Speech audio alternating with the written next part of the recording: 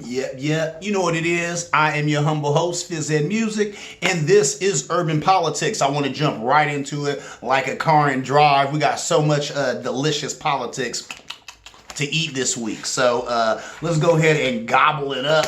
I'm going to start with the delusional MTG versus AOC. That is Marjorie Taylor Greene stalking Alexandria Ocasio-Cortez. Can you believe it? Yeah.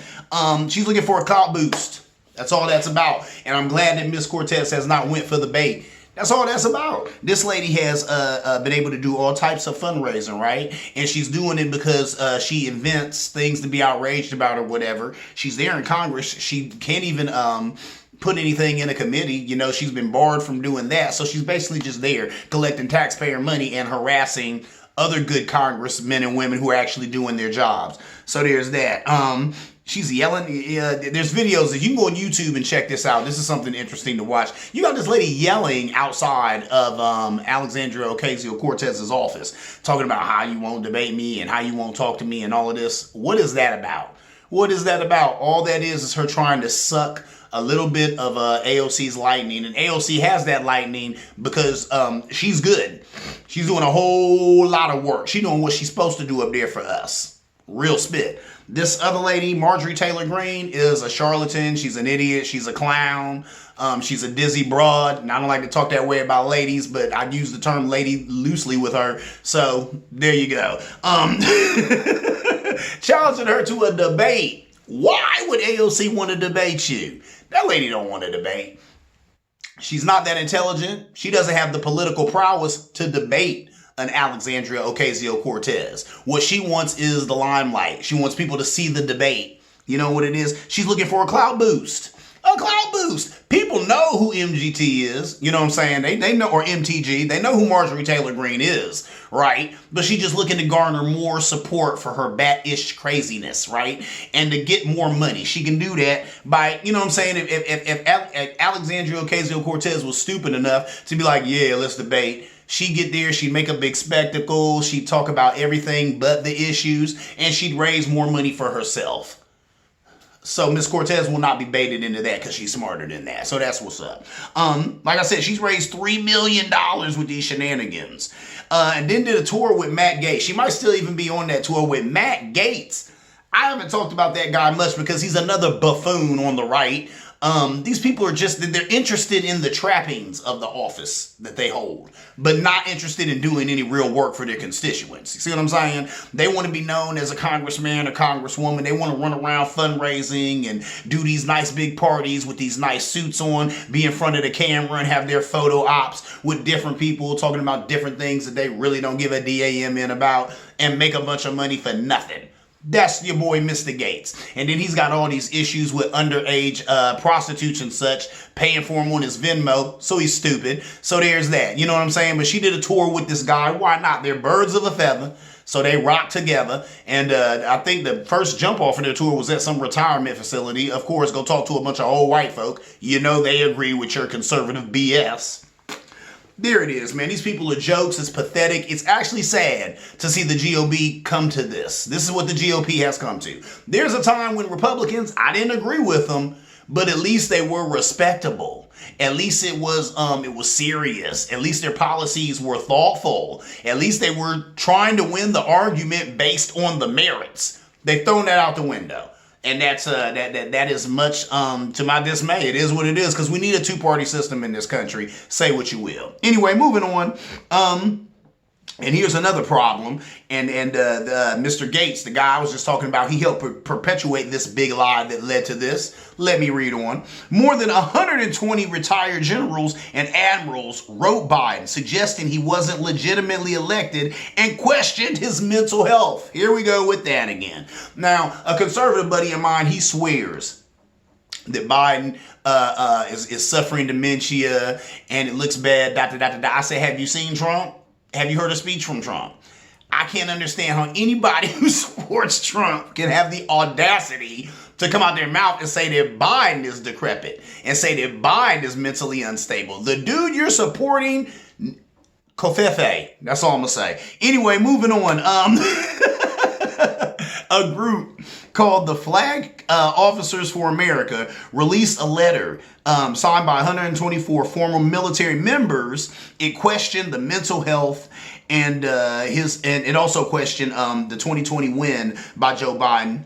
Was it legitimate or not? These are the things this guy's got to deal with. But I was thinking about it, and believe it or not, Joe Biden, he's poised to deal with this. Why, you might ask? Think about it. He served under a president who every day in office, people swore him down that he was from Kenya. People swore up and down that he was a Muslim. I even saw some paperwork swearing up and down that he was gay, swearing up and down that Michelle's a man. All this was going on while Barack Obama was governing this country, and he still did a great job. So Joe Biden has seen that. He's seen a president under great adversity still shine. So I think that's exactly what he's doing here. He already knows all this was coming. And I mean, here it is. What else they got? What else they got? You know, Joe Biden and the Democrats are actually, whether you agree with these policies or not, and I want to sit here and say not all do I agree with, but I'm not going to lie. The little liberal Ed in me is like, there ain't much I don't agree with. Family leave and all that good stuff. I think it is a part of infrastructure. Say what you will. All that's a part of infrastructure. All of that is a part of making people's lives better. So I agree with that. Whether you agree with it or you disagree with it, you have to agree with the fact that something needed to be done on a lot of these fronts. And finally, an administration is stepping up and doing it. Bringing troops home from Afghanistan. Obama couldn't do it. Trump couldn't do it. Man, Biden said, I'm doing it. I'm doing it. We've been talking about it. We've been over there 20 plus years. I'm doing it. And he's doing it. So there it is. You know, whether you like it or not, at least it's some action. We've seen so much inaction from the government. At least we got a guy who's like, I'm going to take some action. I think a part of that is because he is old. You know what I'm saying? I mean, brass tacks, he's old. This brother's old, man. Joe Biden, he's 78 years old. That is old. And I think right now he's thinking about legacy. He's thinking about, in a minute here, I won't have this spot, so I got to do whatever I can do while I'm here.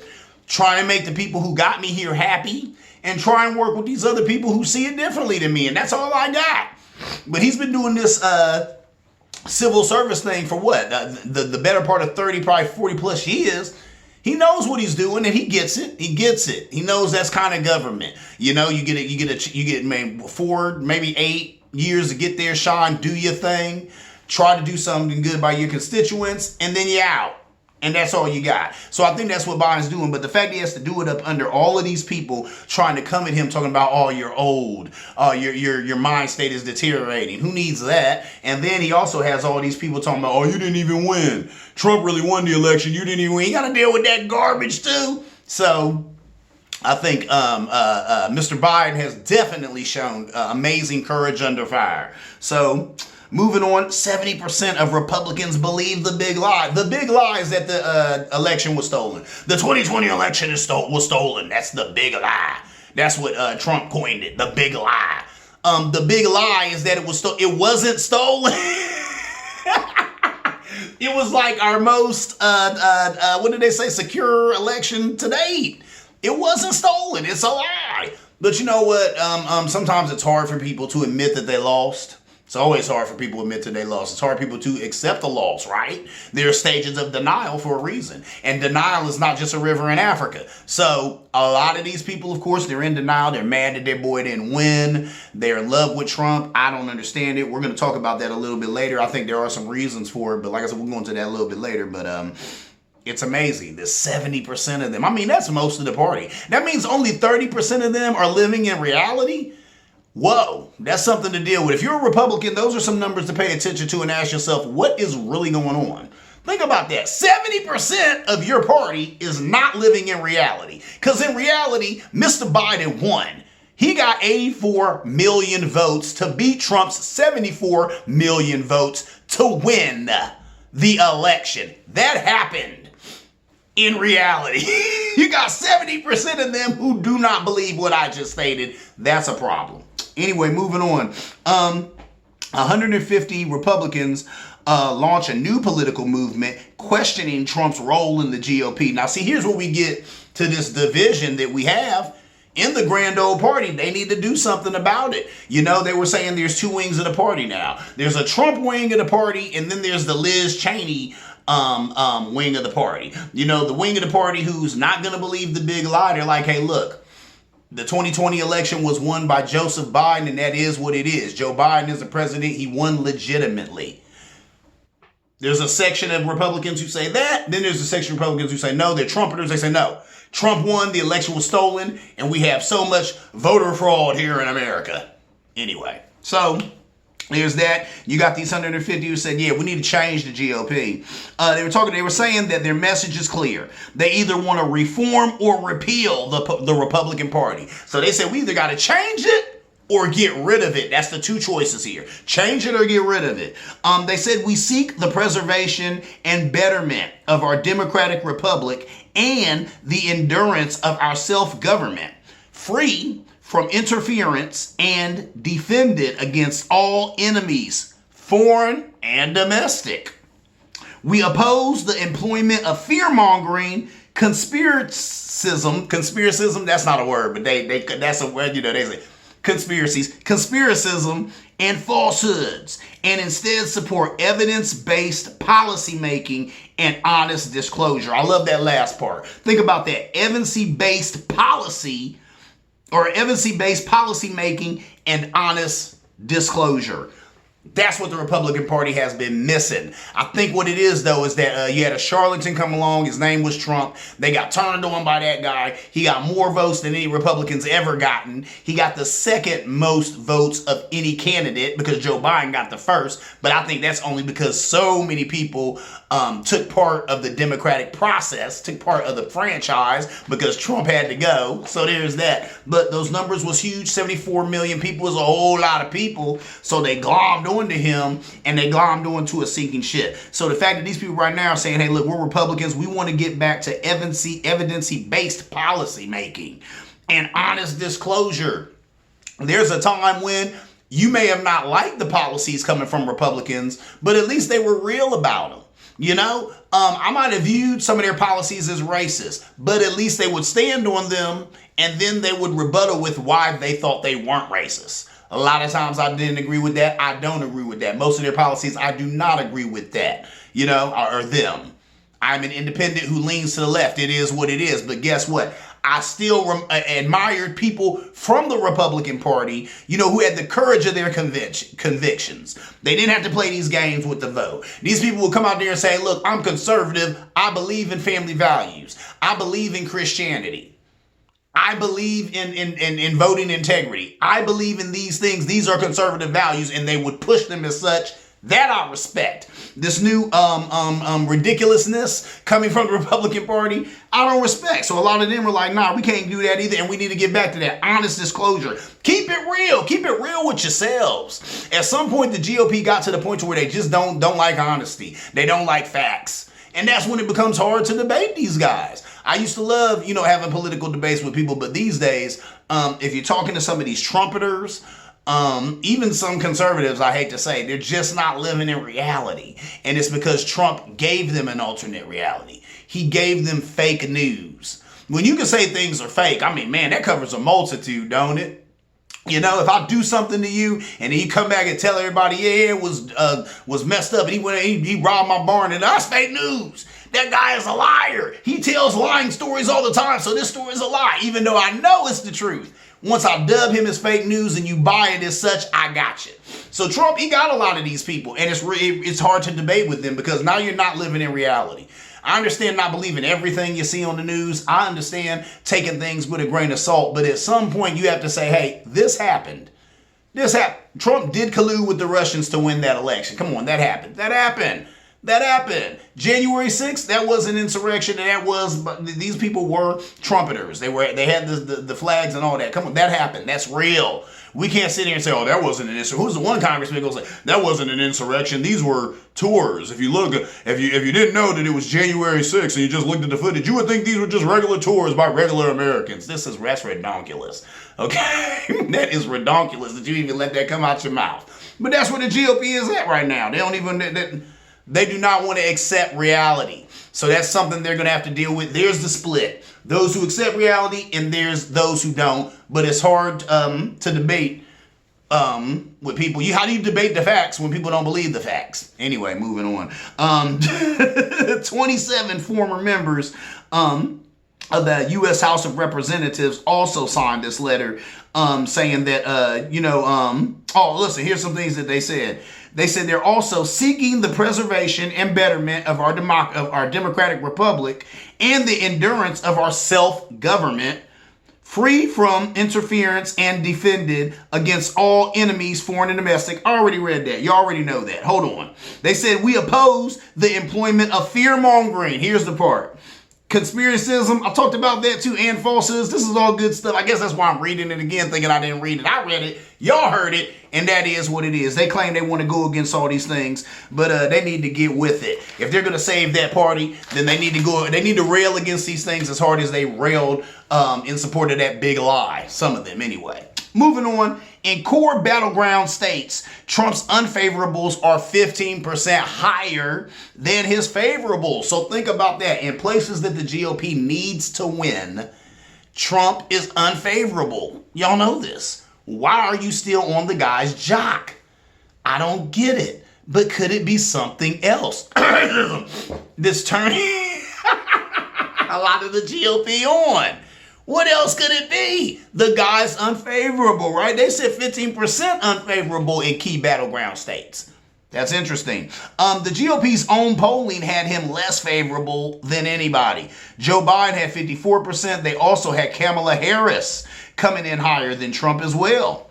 The GOP, they hid these numbers from members at their retreats. And they said that Miss Cheney was surprised when she found this out. Why are you surprised? Your party has not dealt in reality for a long, long time. So, of course, they got people coming to retreats. They want to pump them up. Oh, there's no division in the Republican Party. We're fine over here. The lady who took Liz Cheney's spot, what did she say?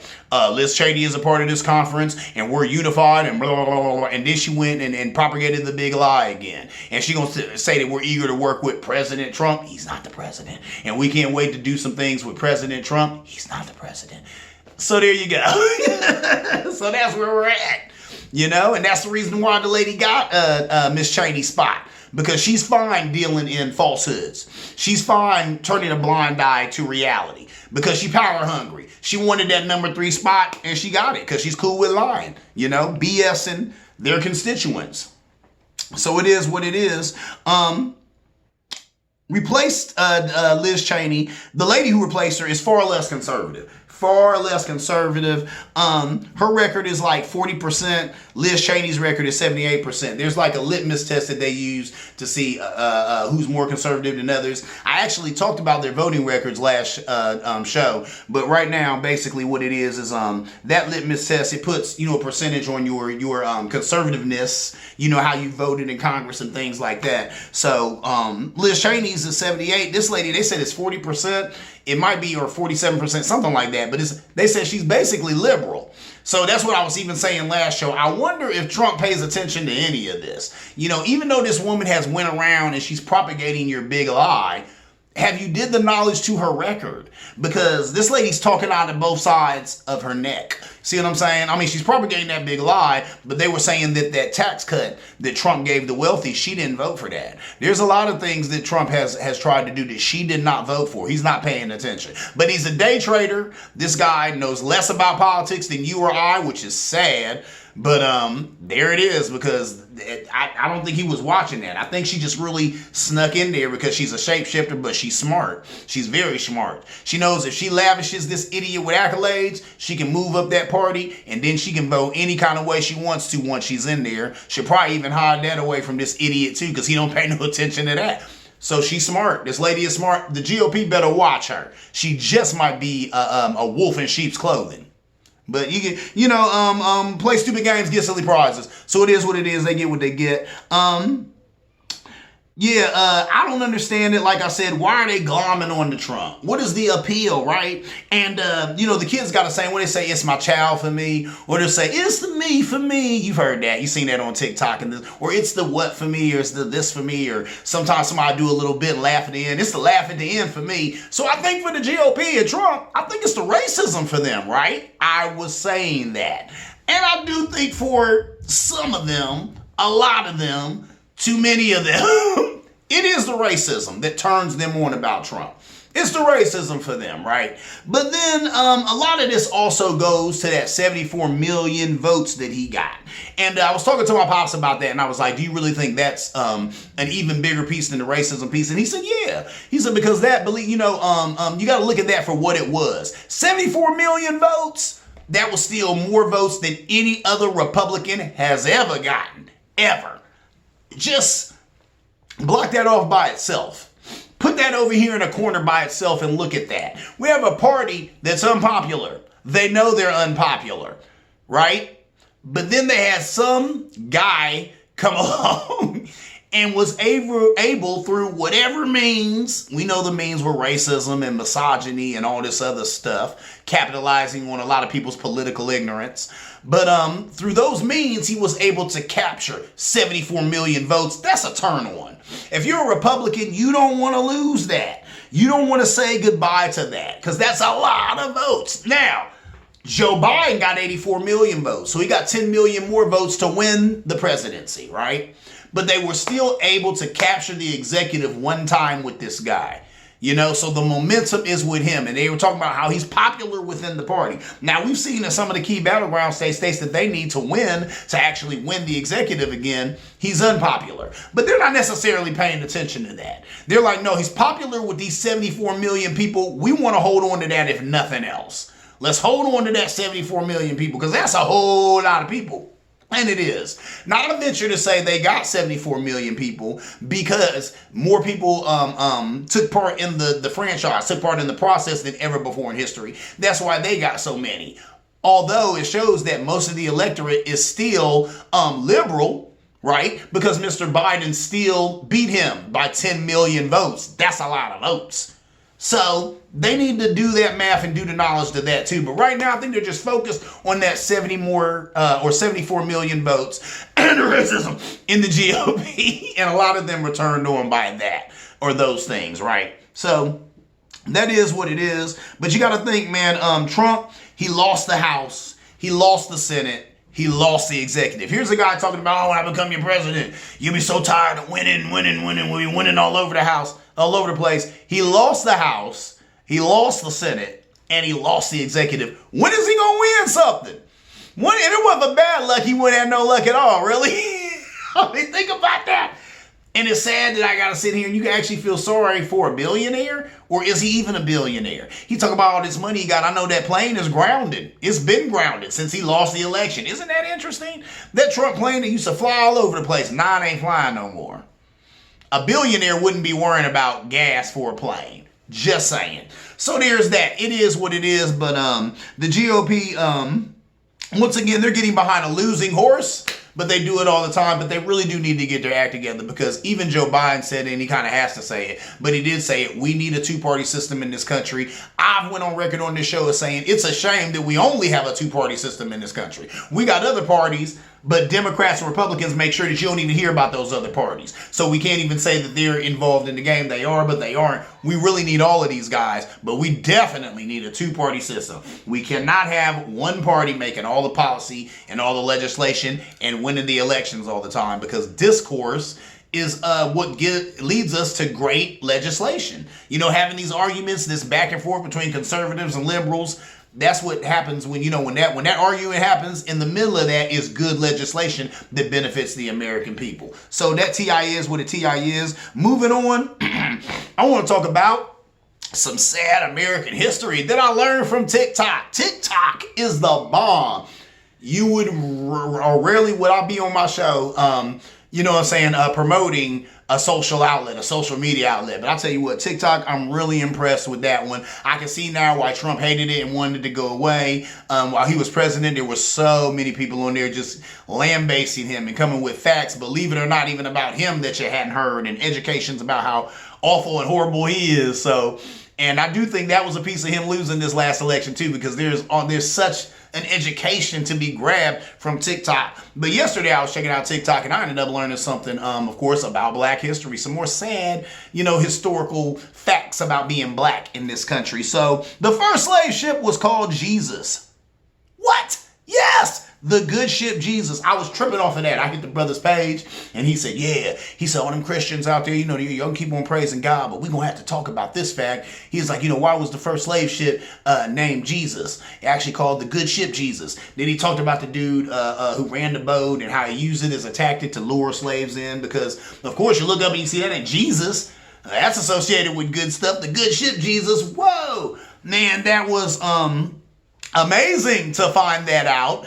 A little while ago, me and a friend of mine were having a conversation. I had said something about some laws being racist, and he said, come on, man, not everything's about race. And I was like, not everything. But unfortunately, whenever I do a little research, it seems that most things are about race. And think about that. Now, there have been issues in the black community with Christianity because of stuff like this. You have a lot of people right now in the black community who are like, Christianity hasn't been anything but a way to keep us down or keep us in prison or, make sure that we adhere to this man-made law, which is a Western white supremacist law. So why would we want to adhere to that? And that's all, religion has done for us. Then you have other people saying that, no, religion has been with us a while. I'm talking about Christianity has been with us for a while. And there was the Lullaby that was in Africa, but then I've heard people dispute that. Then there's people who talk about, no, the first thing we got when we came off the slave ship was Jesus. Here I go finding out that the first slave ship was called Jesus or the good ship Jesus.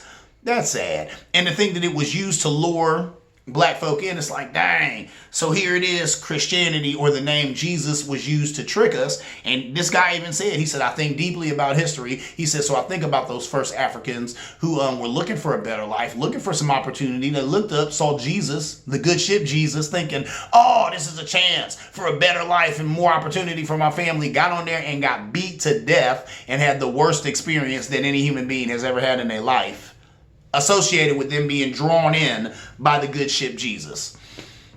So that is sad. And once again, I'm like, here it is again. Whenever you're black and you do the knowledge of something, you usually find out it has some racist roots, something in there where white supremacy was trying to shape the way people think and act today. And it has worked, right? So it is what it is. I don't think this right here should turn you against a whole religion, but it does make me wonder because like he said, is it being used again? Or here we are praying for some help from Jesus, but once again, it's a trick again. I said that to some black people and they said, yeah, that's exactly what's going on. We're still being bamboozled by Jesus or the good ship Jesus. I don't know, but it's definitely something to think about. I did not know that was true. When I saw it on TikTok, I did and I would impress upon all of you all to always do this on anything, even my show. If you hear something on this show, don't believe it, Google it. Google's your friend, bruh, as Jay-Z said. So whenever I'm on TikTok, I get stuff. Sometimes I might even write it down because I really want to check it out later. That I didn't have to write down, no, stayed in my mind. It was extremely prevalent information. And I looked it up. And it's true, man. That brother has done the knowledge. He did his research and he was correct on that. The first slave ship was called Jesus or the good ship Jesus. TikTok, educating people. So if you ain't hip to TikTok, you might want to get on there, man. I ain't even fronting because, wow, there is such the education to be gained from that social media outlet. Woo-wee. There's that. Moving on, let's talk about Mr. Giuliani. And I'm going to have to do this real quick because my time is drawing nigh. But little Giuliani, he got the audacity to want Trump to pay his legal bills. Not going to happen. It's not going to happen. Listen, Giuliani's legal bills are growing. His allies want Trump to pay them. As Rudolph Giuliani faces an escalating federal investigation and defamation suits. His advisors believe he should benefit from a $250 million Trump campaign war chest. So there's some money that Trump has been getting from different outlets and different people through different means. Some of this stuff has come up in the news because a lot of people didn't know that he was raising that kind of money. They said, what is he raising it for? Himself, to put in his pocket. So there's that. But they're saying, why is it that Giuliani can't tap into some of that and get some help on these mounting legal bills that he has because of all the stuff he's doing for Trump? So there's that. FBI agents searched Rudy's home and office. He's hired his own lawyers to defend him on charges of lobbying Ukraine for the Trump Foundation, which is a violation of federal law. So he got to deal with that. He's also being sued by Dominion and Smartmatic for claiming they flipped votes to Mr. Joe Biden. We know that's garbage. Still perpetuating that big lie. Bernard Kirk, a friend and advocate for Rudy Giuliani, said, with a whole lot of expletives, a lot of cursing he did in this, but it's a family show, I'm not going to do that. So here's the clean version of what he said. Lawyers and law firms that didn't do much work were paid handsomely, while those who worked hard got nothing. So there's that. He's mad about that. He's saying that, man, they need to look out for Giuliani because he's been looking out for Trump all this time. When Trump left the White House, he agreed to pay Giuliani $200,000 in expenses, but not a fee. So he said, basically, they said when he was leaving the White House, he said, hey, look, Giuliani got some expenses, like maybe some flights he took, some hotels he stayed at. I'll pay for that. But as far as this $200 an hour fee or whatever that he's talking about, we're not paying that. And I can't even front, and I never say this much, but I agree with Trump on that. Giuliani is not worth no $200 a day. I think that was the fee. I reported on this show. Whatever it is, it's ridiculous. He's not that good a lawyer. I don't care how good a lawyer he is. Anyway, moving on. He also did not get a presidential pardon. Wow! Think about that. All this stuff going on. That's something that Trump could have did so easily. Trump gave Lil Wayne a pardon. Trump gave Kodak Black a pardon. Trump did not give Rudy Giuliani a pardon. Think about that. Think about that. That is ridiculous. Rudy Giuliani, right there, he should be saying F Trump for that. You gave these two little a pardon, but you ain't give me, your boy, a pardon. Think about that. But that just shows you, man, Trump is an idiot. He's a day trader, and he's all about aesthetics. He liked the way that looked. That looked like he had some kind of link to Lil Wayne. That looked like he had some kind of link to Kodak Black. But you left a true friend who done rode with you through all this garbage. You know what I'm saying?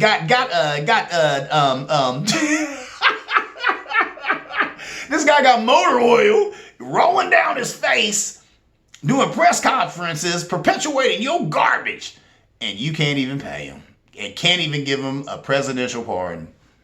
That would have took 2 seconds. I don't even know if it would have took that. I guess he would just had to write his name on a list of other idiots he was giving a presidential pardon. Lil Wayne and Kodak Black, but no Giuliani. That's hilarious. That right there should let Giuliani know that Trump don't give a damn about him. Anyway, moving on, let's wrap it up with my beer of the week. This is not an IPA, but it is an old school beer that I like. This right here is Corona Extra. As you can see, it's gone. A friend of mine came through the other day and we were sipping on these, and that's all that I have left is a bottle, but I want to talk about it. Corona is a good beer. Corona you can usually find in the hood. This is not an IPA or a craft beer, but it's still a good beer. It's a nice clean beer. That's what I call it. It's a nice clean beer. You know, you'll taste it and you don't get a lot of muddied up flavors or whatever. You just get the flavor of Corona. And it's a good flavor. A lot of people like to drink it with a lemon. And then sometimes we're at the bar, you'll see ladies, they'll put some grenadine in this. I've seen the bruhs do it too. I don't want to be, acting like dudes don't do it too. But they'll throw some grenadine in that guy. And then you got like a red Corona in the bar with your red Corona kind of playing the role. Some of y'all know what I'm talking about. So there it is. If you got a little bit of money in your pocket, you want to sip something good, get in on that. Guess what? We're done. This is Urban Politics. I am Phys Ed Music. Where politics lives, baby. If you like what you're watching, please, first of all, you're in the pushback zone. Push back on your boy. You can always hit me up at PHIZZEDMUSIC@gmail.com.